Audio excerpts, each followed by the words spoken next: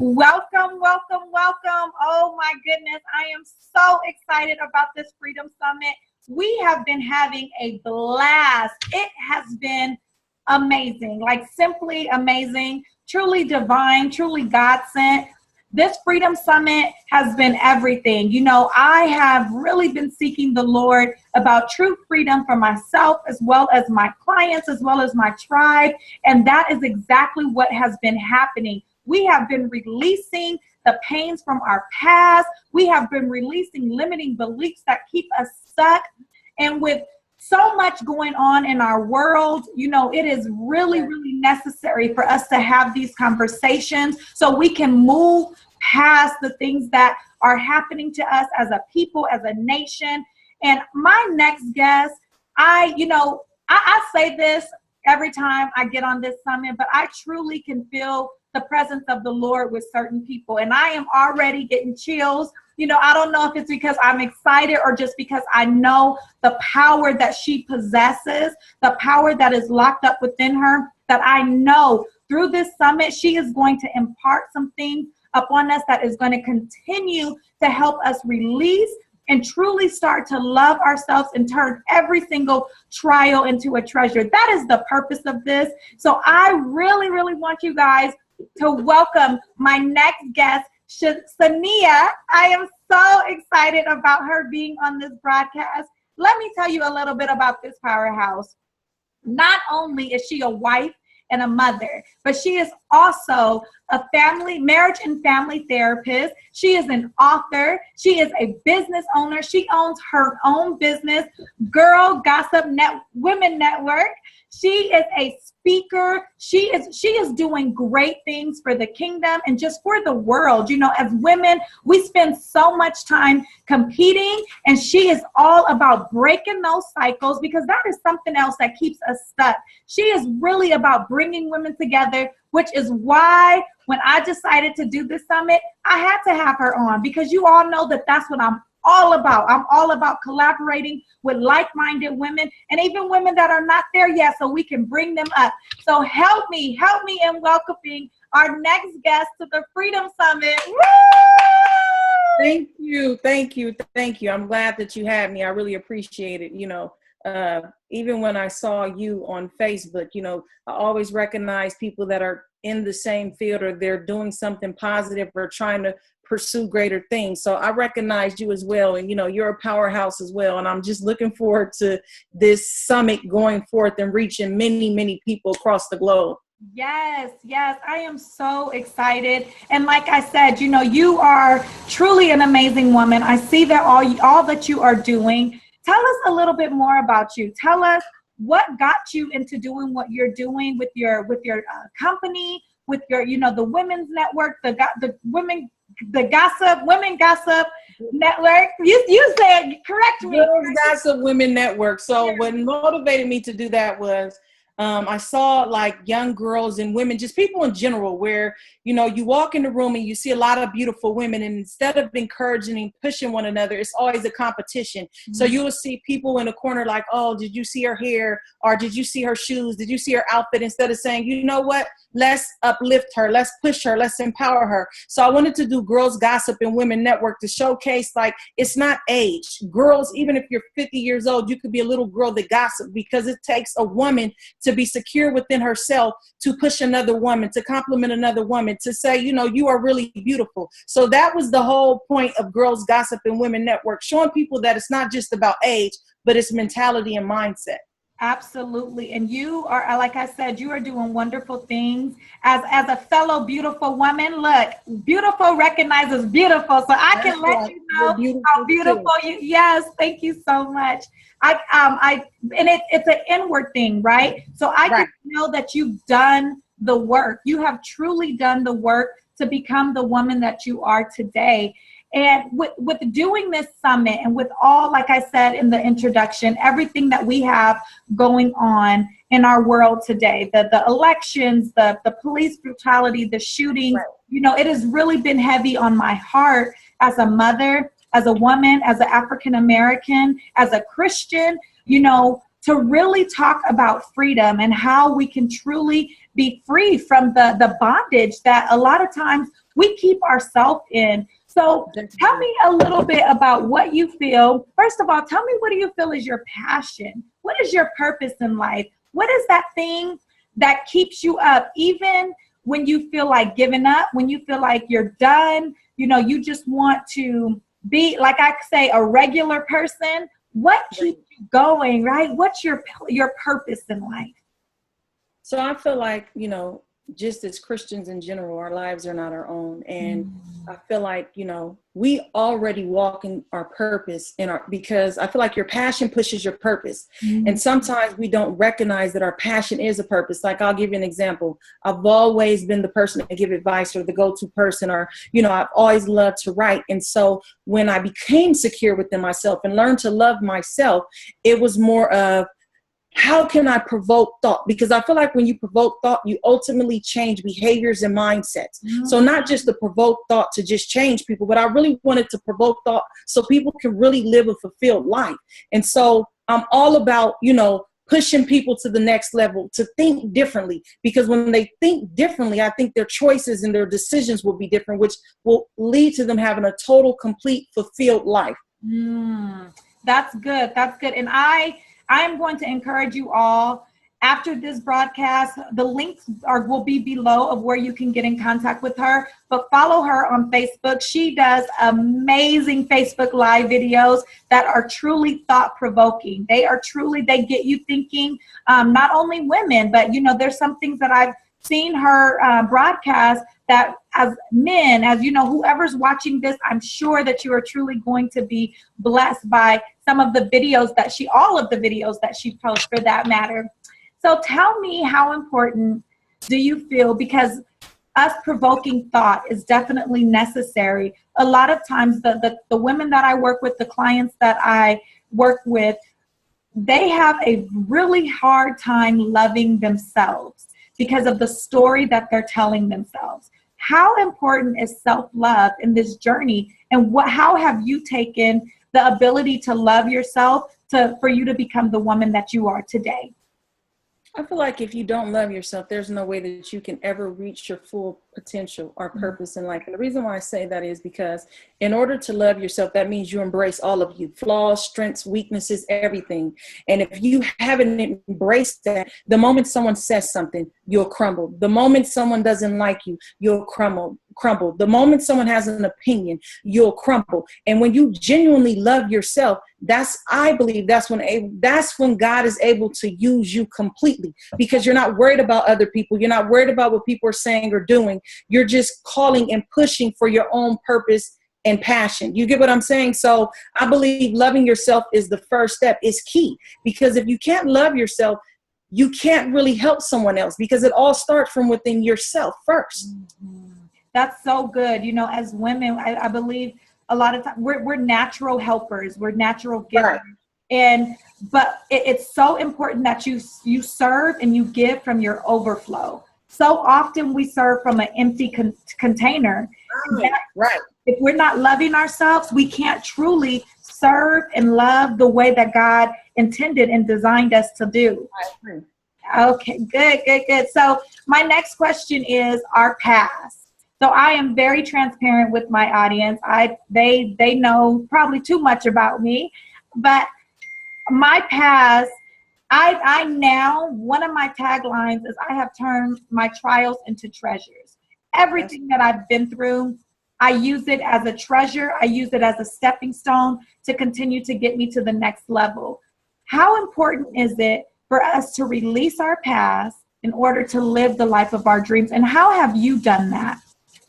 I feel like in order to move forward, you can never look back at your past. Not never look back, but I feel like the saying with the past brings depression, the future brings anxiety, and living in the moment brings peace. And I feel like if you keep looking back at those old hurts, at that old abandonment, at that old self-hate, you'll never move forward. And I think, you know, there's lessons that have taught you in the past, but it taught you to become better. And as long as you keep looking back, you can't look ahead to your future. And so as long as you're worried about what's back there, you'll never focus on what's up here. And so I feel like there is times to reflect on different things that brought you and made you who you are, but don't stay there. Like for me, you know, every time I dwelled in the past, it was hurtful for me. You know, I had my daughter at 16. I didn't really have moral or emotional support, financial support from my family.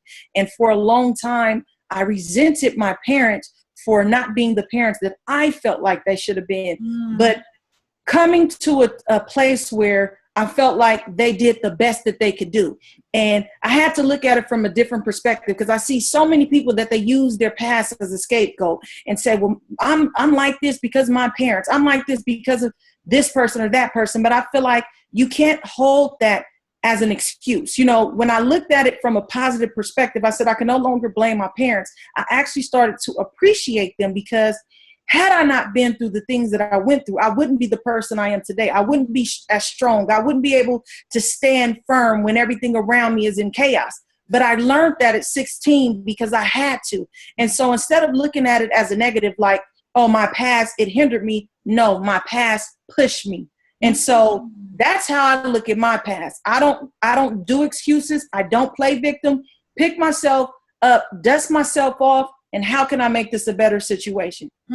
That is so, so good. You know, and thank you for being transparent and sharing your story. There are many teen mothers that, you know, follow me, that listen to me, as well as women that were teen mothers as myself, you know, and a lot of times people get stuck. They get stuck in that story, you know, just because you were a teen mom, you know, and in fact, you don't have to even have that label on you anymore. You're a mother, you know, regardless of the age that you know, because there's a lot of negative that is associated with being a teen mom, but it does not have to be that way. You said something so powerful, and you used it as a lesson and to be the woman that you are today. So thank you so much for sharing your story.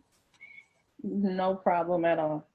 Tell us, what are 3 things that when I know that you speak and you do a lot of speaking and you travel and you're able to, you know, very powerfully command a room. What would you tell your audience that would be listening to you? 3 tangible steps, 3 things that they can start implementing today to truly live the life of their dreams. You know, so often we create dream boards and vision boards, and I am a strong component of that. I do workshops myself. However, I feel like without having something tangible to do, you know, it's all about taking action. So what are some action steps, 3 things that people can start doing today that can truly push them to live their dreams and to start living the life that they know that they were created to live? I feel like the first step in everything to having a fulfilled life is being honest with yourself. I think too many times in life we lie to ourselves, and that's what keeps us stuck. I feel like the first step is getting in the mirror and recognizing those flaws and being honest about those flaws. Even if you don't admit it to other people, admit it to yourself. Because as long as you lie to yourself, you'll always be stagnant and you'll never have room to grow. The second step, I feel like, is once you recognize those flaws, make an initiative to change those flaws. And so make steps and an effort. See, a lot of people, they recognize that there's a problem, but they don't want to put in the work to change the problem. And then the third step, I would say, is learn to love you and embrace you in the sense of don't look back. Don't let your past hold you and guilt you to not want to move forward.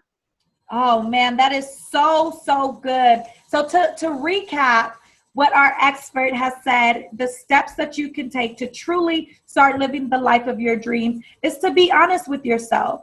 You know, those of you that are listening with me, you know I love mirror work. My clients probably hate the mirror because I am constantly telling them, get in front of that mirror and look beyond that pretty face, look beyond that shape, and look at yourself, look at the inner you. You know, and this is something that I continue to practice. I don't care how far people may think I have come. This work right here, let me show you. It's instrumental. It is instrumental in your change daily, right? Because I tell people, and I've said this on one of the other summits, I have not become anything. I am constantly becoming. Every day I'm choosing to become greater. I'm choosing to elevate. That mirror work is the key. The second thing is now take action, make steps to change. So once you've recognized it, Once you see, okay, I'm a procrastinator, don't stop there. Do the work. Make steps to change being a procrastinator. Maybe you look yourself in the mirror and you realize that you're negative. Okay, now what? And I'm going to give you an opportunity to connect with her at the end, because maybe there's something in her that you're like, you know what? She's the woman that I need to connect with. I need to know how to get in contact with her so I can implement these 3 steps. The last thing is learn to love you. Right where you're at. Love you. Love all of you, flaws and all.